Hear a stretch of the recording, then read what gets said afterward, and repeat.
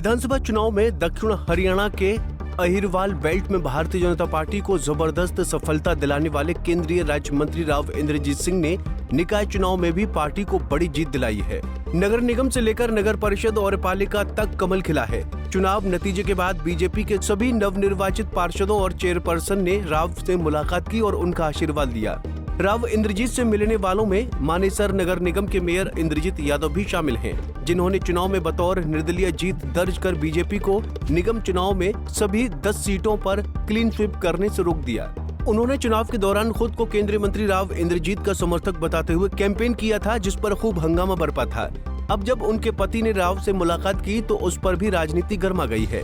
सियासी हलकों में चर्चा है कि राव इंद्रजीत की मदद से वो बीजेपी में आने वाली हैं, जिसका हरियाणा सरकार में कैबिनेट मंत्री राव नरबीर सिंह कड़ा विरोध कर रहे हैं।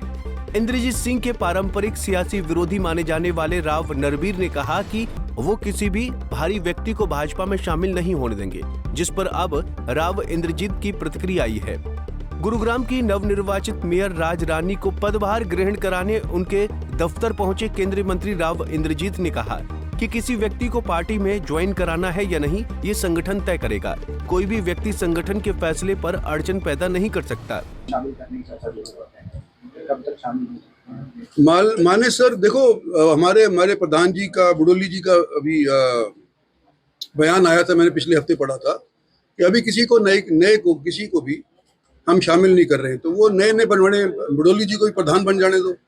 अभी तो मतलब हमारे जिलों के प्रधान बने हैं, फिर उसके बाद हमारा प्रदेश का प्रधान बनेगा, फिर उसके बाद हमारा देश का प्रधान बनेगा। तो जब ये मेयर के चुनाव हो रहे थे तो हरियाणा वालों के हाथ के अंदर उनकी टिकट बांटना नहीं था, वो केंद्र से बटे थे। तो केंद्र के चुनाव संपन्न हो जाएंगे पार्टी के, उसके बाद केंद्र वालों से पूछा जाएगा कि किसको कहाँ शामिल करना है। तो इंतजार करिए। सर, आपके समर्थक है? देखो, ऐसा है कि पार्टी एक बंदे की नहीं होती है, पार्टी का निर्णय होता है और सब पे लागू होगा।